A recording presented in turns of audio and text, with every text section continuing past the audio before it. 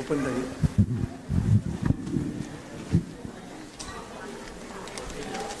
We request your continued silence. Yeah. Arishji has requested, and I wanted to say that much time ago, is that please switch off your phones if you haven't done it as yet. Now, it is truly an honor to be here, to be having a discussion with Dr. Swamy. I had the opportunity while Dr. Swamy was speaking to look up all the about 47 question sheets that you sent here. And what I did was I quickly went through that and put it down into about 14 categories. Those questions fall into that. So I will address those questions and one statement, and that is, which is table number 1. Purnima and Anurita Kapoor. Are you here? Yes. Oh, there you are. Okay. Message from them. No questions from Mr. Swamy, but missing the presence of Ms. late Narayan Kataria ji. Compliments and congratulations. Cool Sabha on 21st Hindu Unity Day. Very proud of Swamy Subramanian ji, organizers, Pavitra ji, Arish ji, and Shushma ji. You forgot my name. You forgot my name. Ja. I'm just kidding. I'm just kidding. I pulled your leg and you fell for it. Okay. The questions I will go by as they came about. One of the questions is about the future of India. So Dr. Swamy, how do you visualize what India would look like in the 10 years and beyond as things are today? See, as far as India is concerned, it is a land of great potential. Give you an example. World over, the households save very little in each country. But in India, of the total investment in our country, 85% comes from savings of households. And the credit goes to the women of India. Because they are the ones who save. The men go on spending, but the women keep on putting little here and there, and then they put deposit in the bank. So our savings rate today has reached, it was at one stage 38%, but now in the last 3-4 years, it has come down to 32%. It can go back to 38%. If it is 38%, and we use our capital or our investment without wastage, without corruption, then this rate of savings will give you easily 10 to 12% of growth rate in the GDP. And if you have a growth rate of 10 to 12% for 10 years continuously, you will be ahead of China, and you will be just next to the United States of America. Second factor, we have so many resources which we don't use. For example, solar energy. We have got so much sunshine, but we don't use it. Go and see so many countries like Israel and others, what they do with their solar energy. And that's a very efficient. So we should work in that direction. The sands of Tamil Nadu and Kerala have 60% of the world's thorium. And thorium can be converted to uranium and be used in a reactor. It will be a clean reactor, unlike a direct uranium utilization in the reactor. The direct availability of uranium will exhaust by 2050. And already the Americans have started planning for it. And they have started research on thorium. We have already done, thanks to the Homi Baba, complete research on thorium.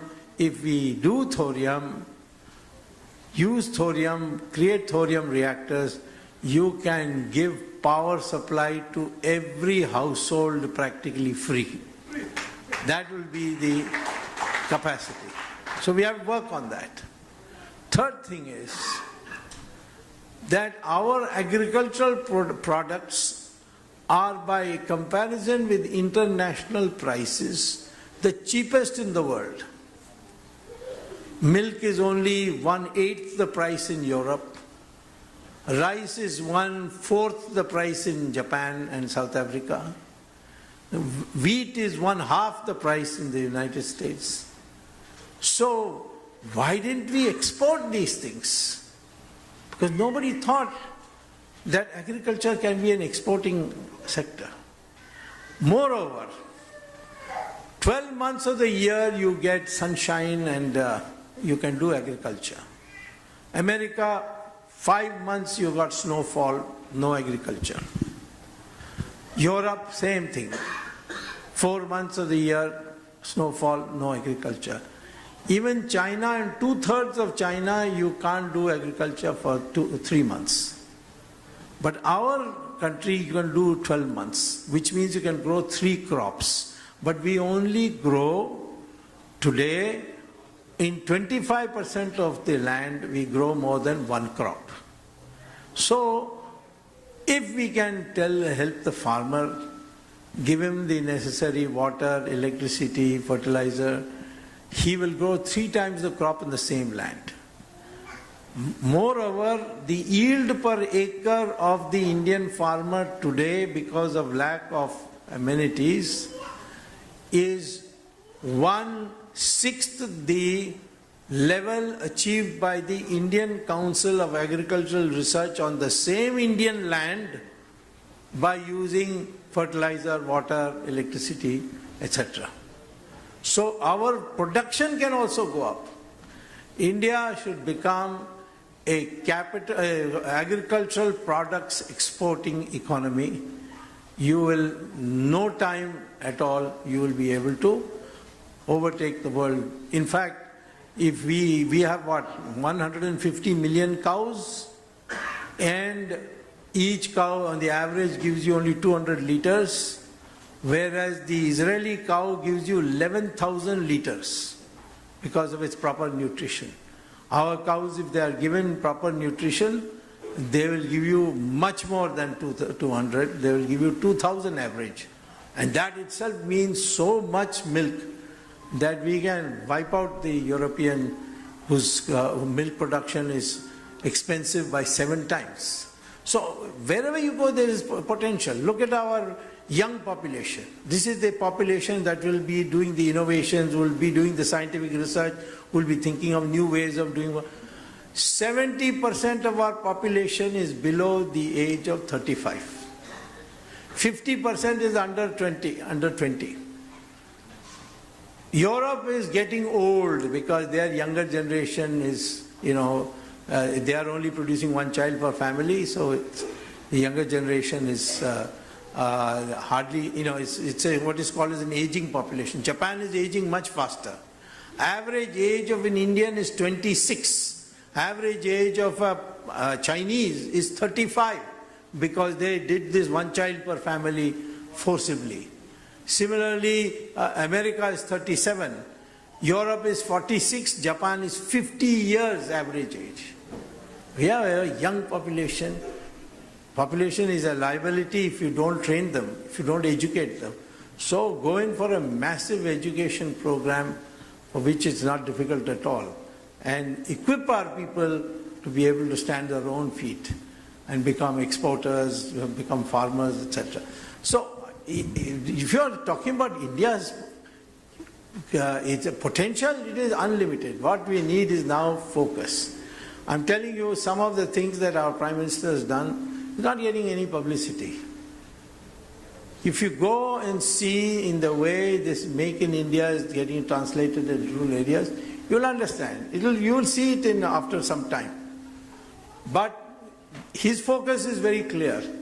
But unfortunately, we are not able to back him fully in the sense of the entire system is so thoroughly corroded in 67 years of Congress rule that to make that deliver goods will take a little time. So there is never be, you don't be, pessimistic about our future. We've got tremendous possibilities. India will be, it was once upon a time the most developed country in the world up till the year 1300. And I will predict to you by 2050, India will once again become the most developed country of the world. And I would like to take this opportunity to share an actual experience that I had. Yeah. And since there are Sansad are here, thought to you, all of you here, is that in 2007, I had the privilege of doing a keynote address at Human Resource Planning Society of the United States, their convention in Florida. And the theme there was that how would India sustain 8 or 9% of growth rate, which we were notching up at that time, given the less shortage of skilled people. So the question was, how do you define opportunity in India? And I said to them at that time that in 2007, there were total number of aircrafts that were serving the flying needs of Americans were approximately 6,500 plus. India, 1.2 billion people, there were about 350 aircrafts. So if we just began to connect various cities where it takes 39 hours to travel, I used to do the Janta Express travel from Bombay to Bhagalpur in 42 hours. You can travel now in 2 hours.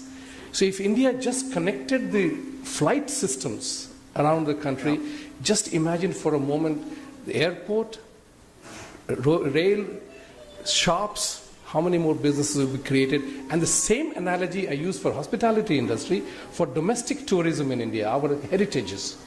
To connect those heritages, if we created the hotels, we had in India between 1 star to 5 star, 1 lakh rooms.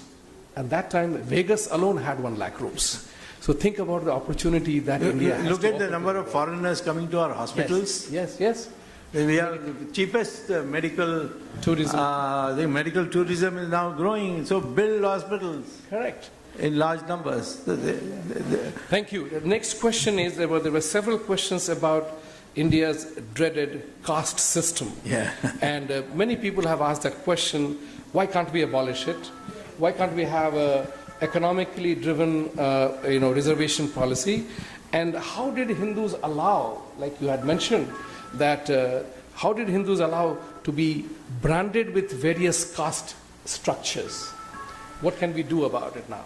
See, first, please understand, we have two concepts, and the British and the Portuguese collapsed it into one, and they called it caste.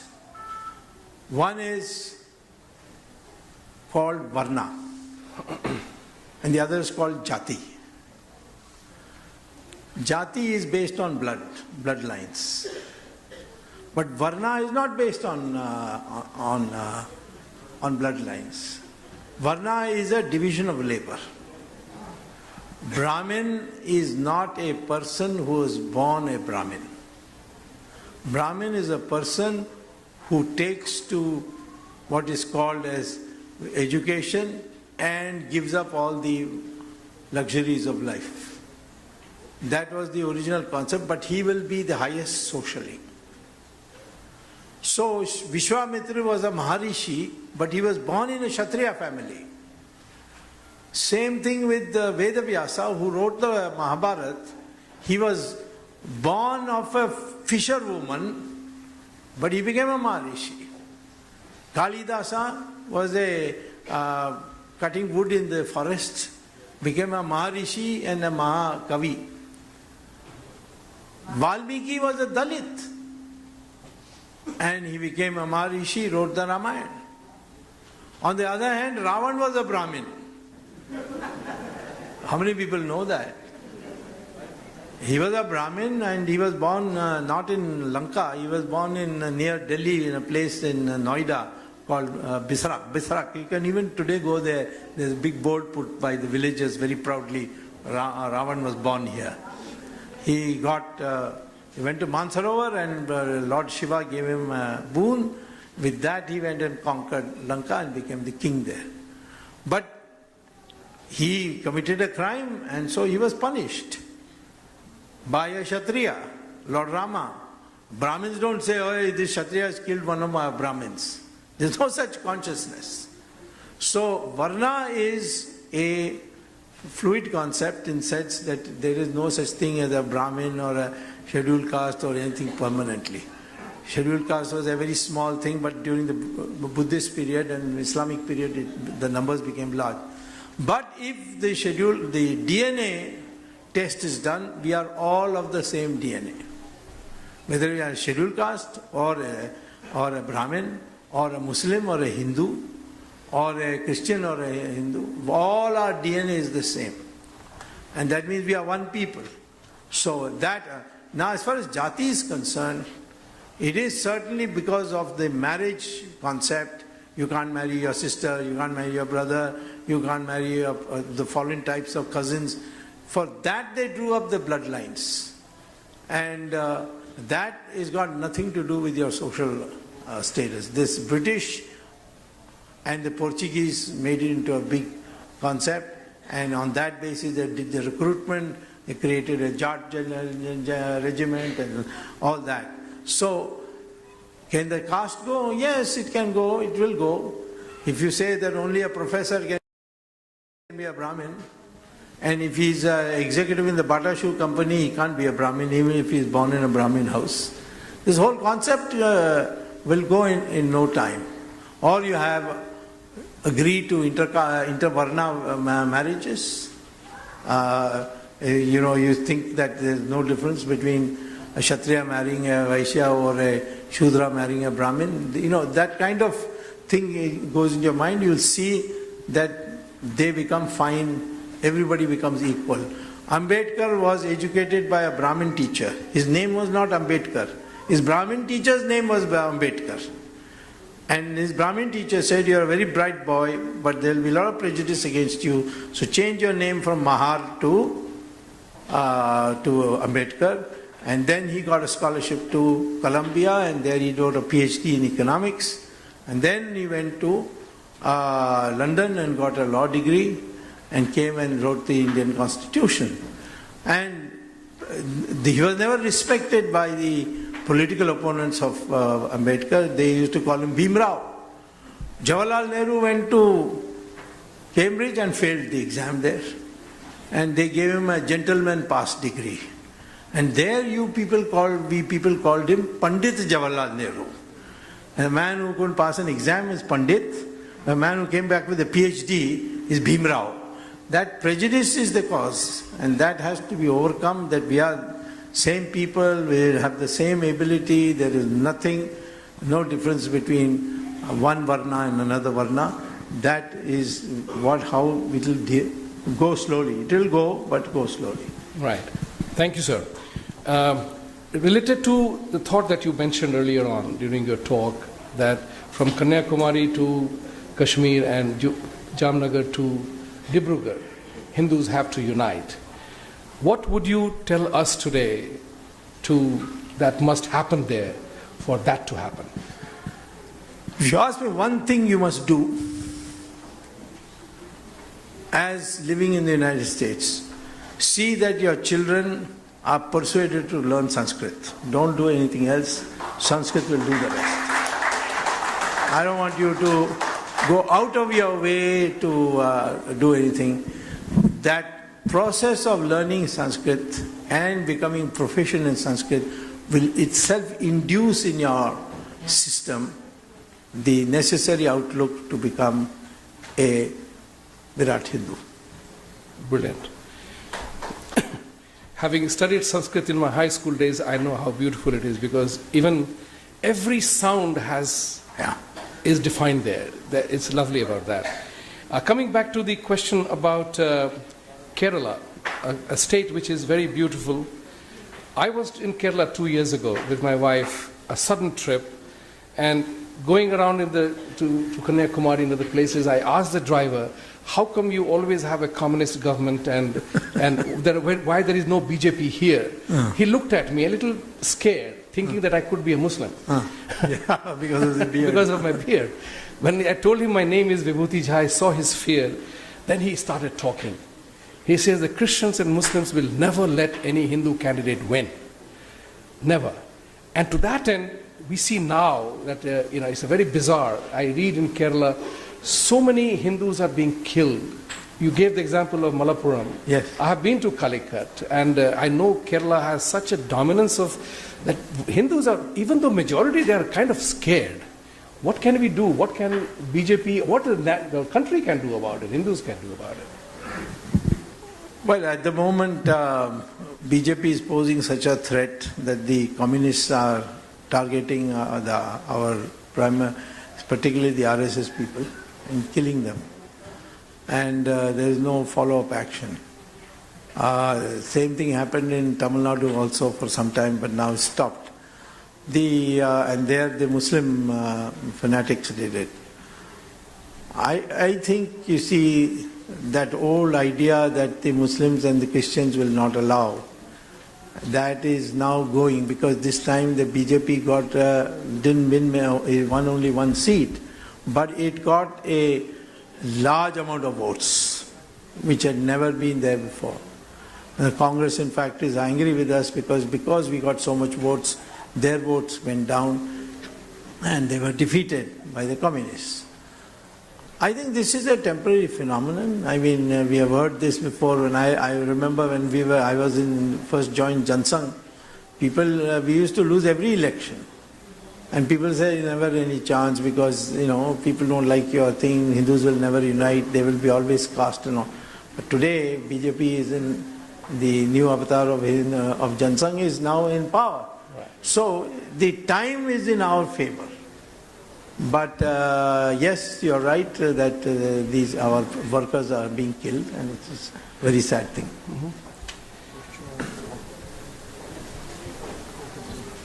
Okay. In 10 minutes or 15 minutes, we will end up the Q&A session here because dinner will be served, and I suppose you must be all hungry. But if I were you, I would still like to engage more of questions. So you're okay with that? Thank you. Thank you. Thank you. What is central government? Central government is the BJP now. Please, wait. To prevent that atrocities of LDF government in Kerala, if there is any action from the central government to stop this kind of atrocities. Well, we are meeting in Calicut. One of the things we'll discuss is this. But if you ask me what can be done or what will be done, I don't know which you want to know. What you can do is dismiss the government and have president's rule and fix them in no time. I did it once when Chandrasekhar was Prime Minister. I did it in Tamil Nadu. These LTT people are killing all our people. And I went and sat there after getting the sanction from the cabinet and dismissed the government. And after that, LTT never could show its face in the open. So somewhere we have to warn the left government. If you go on killing, if this kind of killing goes on, you can't run the country according to the constitution, and you should be dismissed. And the central forces then move in. They'll replace the Kerala forces, so the CRP and the BSF will take over law and order. It will be in no time it can be fixed. But whether it will be done, that I can't say. That is for the party to decide. We'll see what happens on 24th and 25th in Kerala. I sincerely request, is it on? Hello? I sincerely request, please do not talk amongst yourselves because you have no idea that your voice carries here. So kindly, no in-table conversations, please. Now the next question is about the reciprocity. Everywhere there is an element of reciprocity. Are we asking Muslim countries, given the relationship that we have, is to allow Hindus to build temples and pray there? They won't listen. I've spoken to the Saudi Arabians at a personal level because I have a lot of personal friends due to the fact that I taught so many years at Harvard. And there were many Saudi Arabian students, they are now in high positions. They said nothing doing. Islam is very clear. And the Islamic people got their mind clear. I don't hold anything against them. In fact, I admire the clarity of their mind. It's the Hindus who's convinced. Like Arjuna sitting in the middle of the battle whether he should kill his relatives or not. And Krishna had to explain to him. And that Indians are always in doubt, you see. Whereas the Muslims are never in doubt. That's right. If you are in majority, kill all the minority or reduce them to servants. If you are in minority and the majority is pilpila, rasgulla type like us, our society, then go on demanding. No uniform civil code. No, we want a reservation in employment. This kind of thing. Go on demanding. So this is, and if they are in majorities united, then surrender. That's what Muhammad himself has said in Sirah and the Hadith. So in Australia, there is a uniform civil code. The Muslim girls do not wear hijab and all that. Because the Prime Minister said, if you don't like it here, you go and find another country. So soon they all said, no, we are all right with it. America also, they accept the uniform civil code. But in Britain they will not. They will not accept in India. Because we are Rasgulla, Filpila types, you see. Right. That's the problem. Just in case you want to know a statistics, which is very significant, as you very rightly pointed out, that we give in. We have become so accommodative that we lose our identity. So let me give you a statistics of 1941 census of India.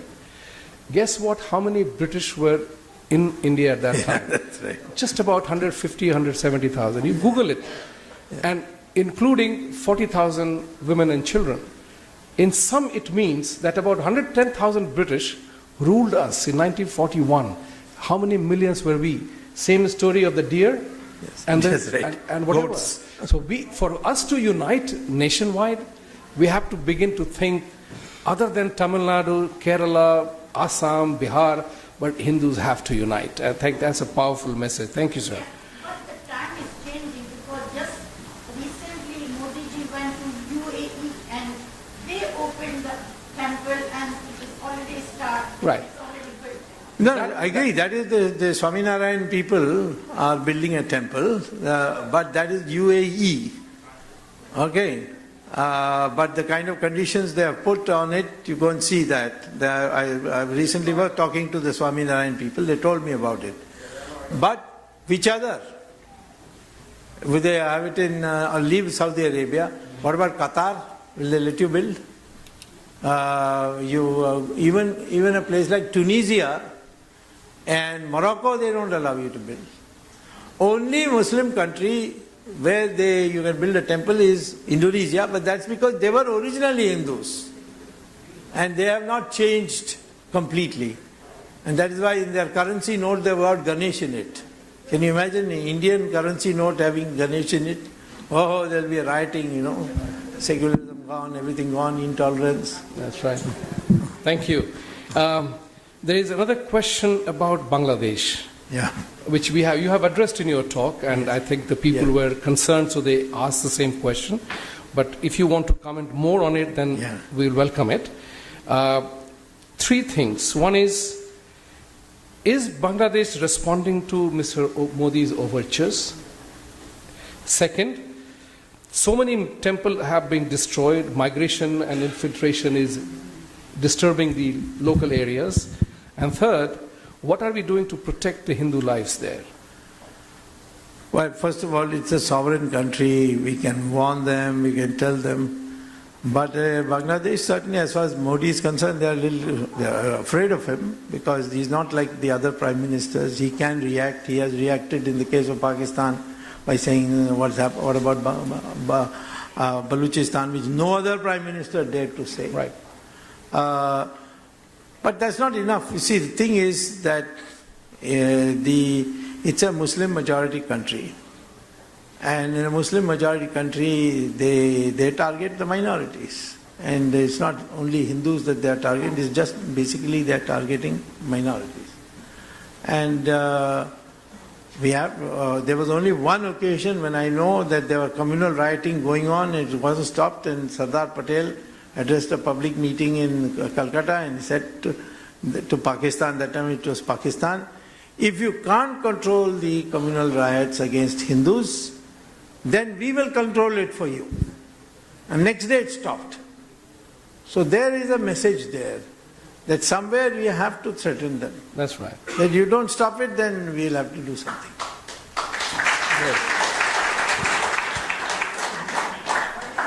There are two issues here, very regional issues. One gentleman has asked a question, what about the Kaveri issue? Why does it keep coming up time and again? And the second related to that is from another neighboring state, will there ever be a special status for Andhra?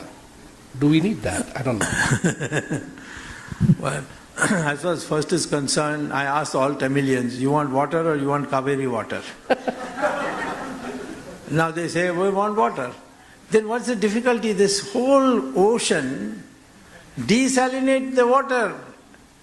Now desalination plants are available so cheap. The whole of Israel, there's not a single river, but 24 hours of the day their taps will have water flowing because they desalinate seawater. In our own country, Jamnagar refinery, which is Reliance refinery, the Jamnagar municipality said, we cannot give you water because we don't have enough water. So they set up a desalination plant. And all the water required for the refinery plus drinking water with employees, they are producing it in the factory with the giant desalination plant. And they are also giving to the municipality because the municipality is falling short of water. So they said, okay, we'll give you. And this ocean is, vast ocean is lying. Kalpakam nuclear reactor in Tamil Nadu, the Tamil Nadu government said, we can't give your staff drinking water because we don't have enough of our own. They put up a desalination plant and now Kalpakam employees are all getting desalinated water. This Kaveri, it's such an easy thing.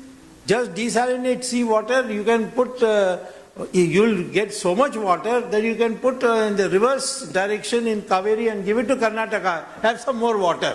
You see, that is the strength we have. But there is a catch there.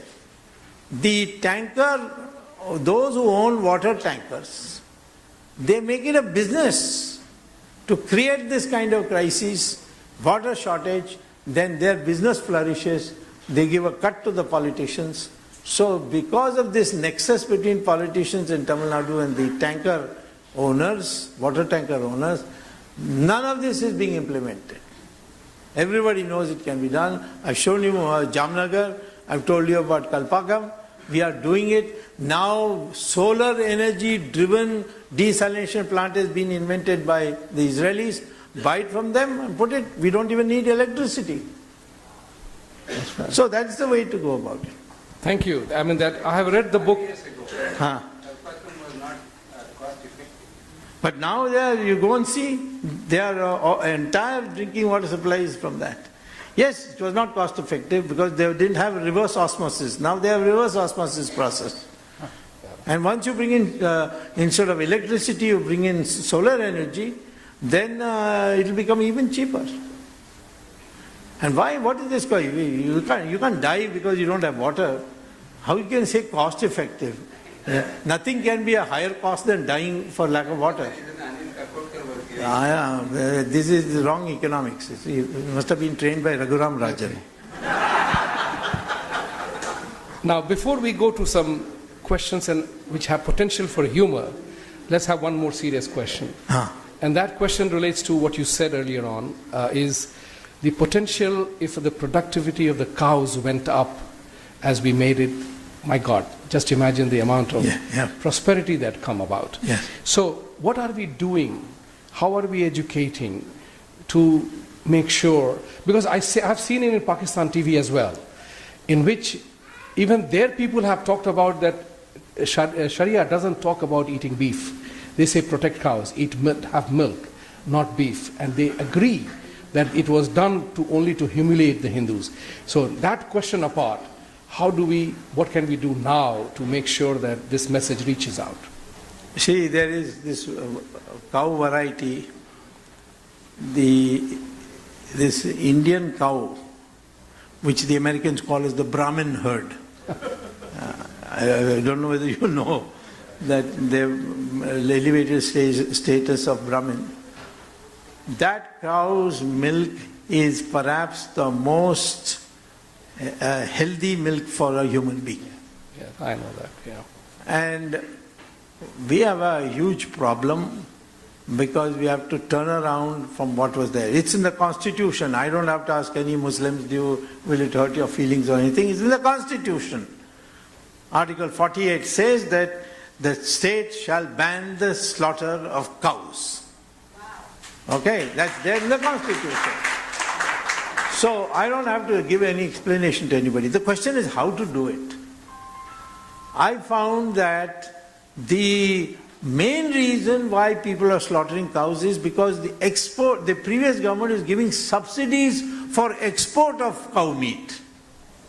Then I wrote a letter and Nirmala Sitharaman, the Commerce Minister, told me you've stopped it. Now the export of cow meat has gone down very sharply because no more economic to export it. So we have to take these kinds of measures, and ultimately we have to set up big gaushalas on behalf of the state. Of course, the moment we decide we are going to set it up, you will see in front page, NDTV, all that, oh, again, the obscurantists have taken over and it's gone in that direction. But we are doing a constitutional work, and that milk is supposed to be particularly nutritious, and our milk can be exported once we pasteurize it, bottle it, and we can send it abroad, we can sell it, and we can make money out of this. Thank you. Now let me take a funny statement, and that is about Arvind Kejriwal. See, I didn't just have to use his name, and then all of you started laughing. I hope there are not many AAP supporters here. But that said, somebody's question is, Kejriwal is a real nonsense and a threat. And at the same time, why is BJP government not taking action against Robert Vadra and others?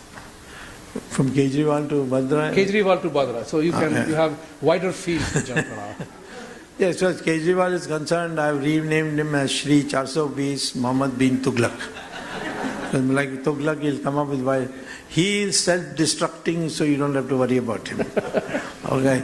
So, as far as Vadra is concerned, you see, there's always this great temptation. Of course, I know as a practitioner, I made Sonia Gandhi, Rahul Gandhi stand in court as ordinary accused and take bail. Right. Okay, something which people never thought will happen.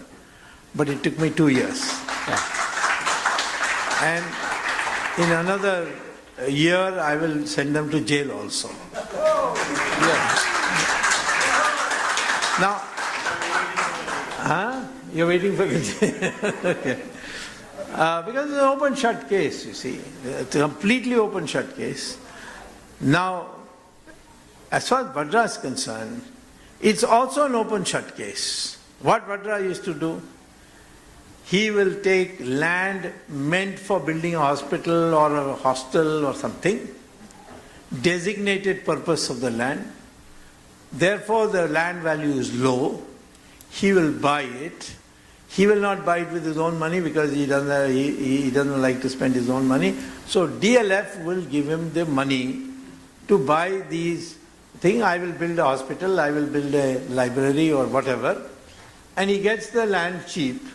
And then once he's got the land, then he used his influence with Huda and got the classification changed to open land.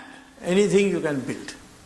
Okay, they're not necessary for you to build a hospital or a thing, no compulsion. That change of land use was illegally done by Huda, and then having got this land, the DLF says, okay, now I'll give you this much more money and you give the land to us. So DLF then builds housing colonies and so on these things.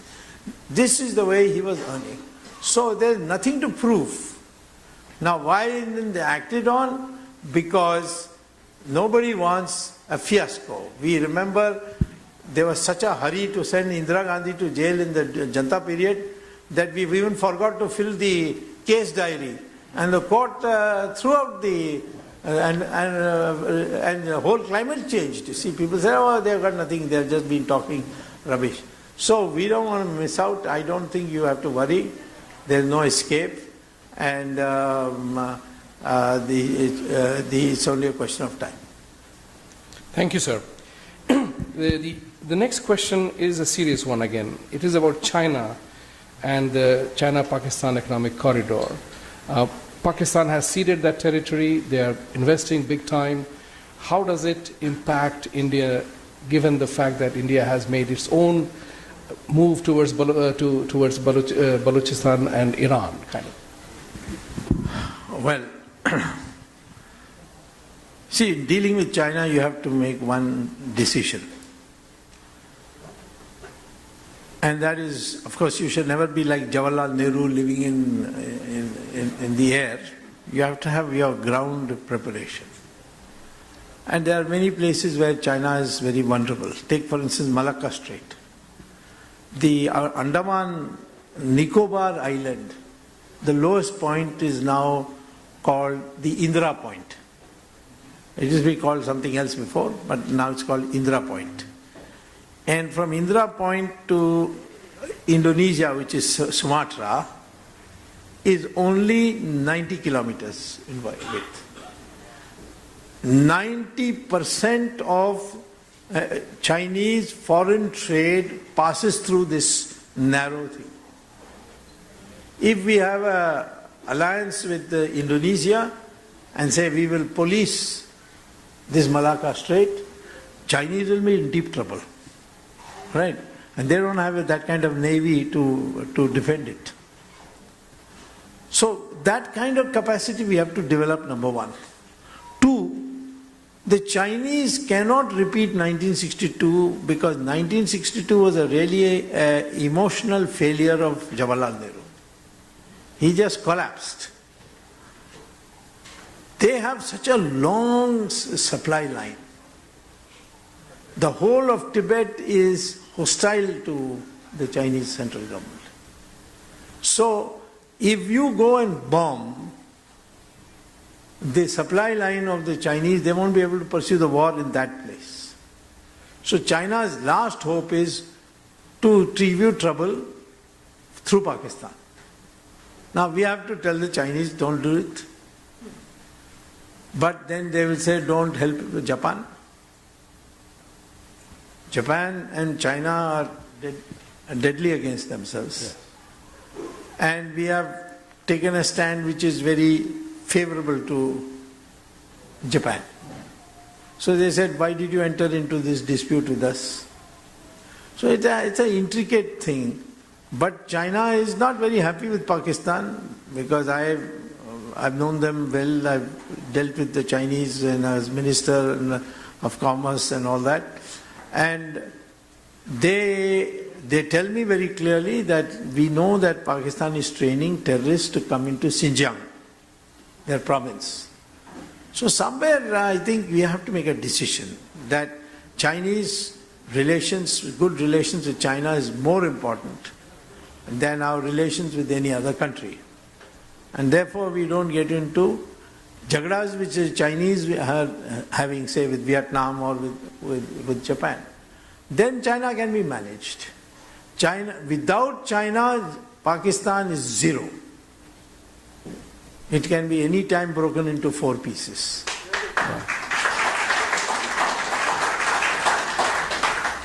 I'm not going to ask any follow-up question for understanding purposes because Pakistan is a country, we granted them most favored nation treatment many years ago.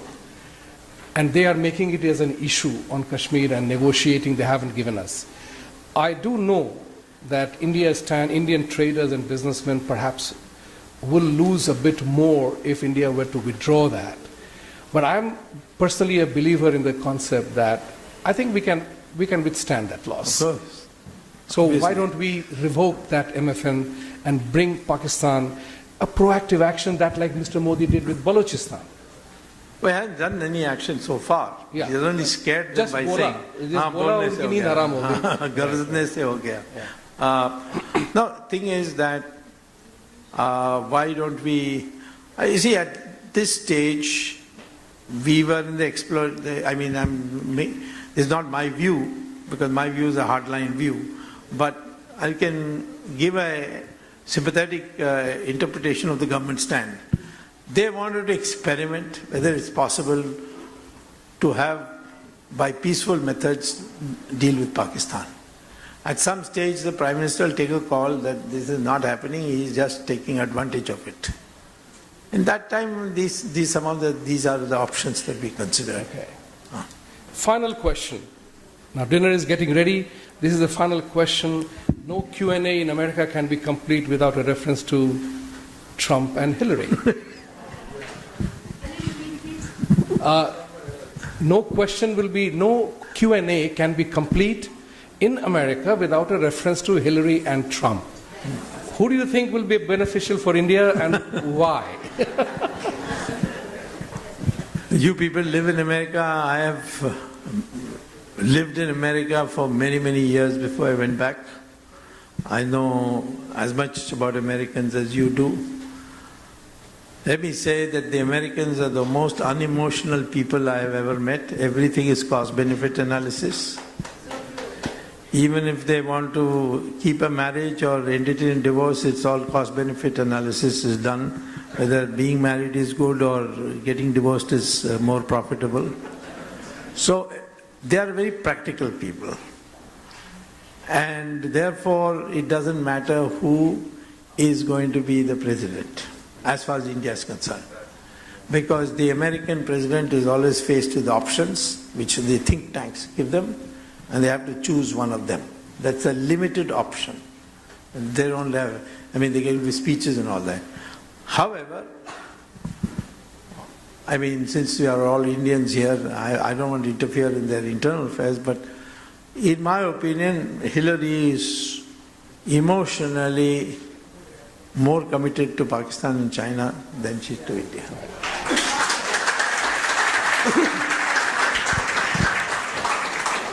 This is a question which often comes about on television debates. And, one of the things, most of the Indians end up being more Democrat supporters than Republican supporters. And I always wondered why. And it is a really perplexing thing. Deep down, most Indians are conservatives. Yeah. So the support to Democratic Party is only based on the ideal of democratic socialism that existed in India. Yeah. And that's what I told people, that Bernie Sanders is bringing Congress party back here. So this is the country which taught us there is no free lunch. So how can there be a free medical insurance, and how can there be a free education? Be aware when somebody offers you something free, because somebody got to pay for it. Either you or I or the person. Now, I'm so delighted and so honored to have had this Q&A session with you. Mr. Jha, just what about West Bengal? 2 years back, it was a favorable condition for BJP. What was happened? The radical change, I don't know. Where? Dilip already said. I need to know from him. What about West Bengal? Me, I have to listen to his opinion. He is the president of the party there. What you say, it is like Kerala or something else? No, Kerala, because the president was not here, so I was free to talk. But once the president is here, he must talk. You already said. What is the central leadership thinking? He will know, because he is the one who briefs the central leadership. Okay, last question comes from Sushma ji. 1 minute, please. And please be seated where you are. It is a very important announcement coming right after this. Sushma ji. How soon BJP will be able to solve the problem of Kashmir with Pakistan? There is no question of solving the problem of Pakistan with Kashmir. Problem of Kashmir with Pakistan. Because Pakistan is never going to be reasonable. We'll have to do something which Pakistan can't do anything about. Our problem is, first of all, let me tell you, all these troubles that you are seeing is limited to 15% of the population. Large sections of Kashmir, which is Jammu, Ladakh, There is no unrest. Everything is going on normally.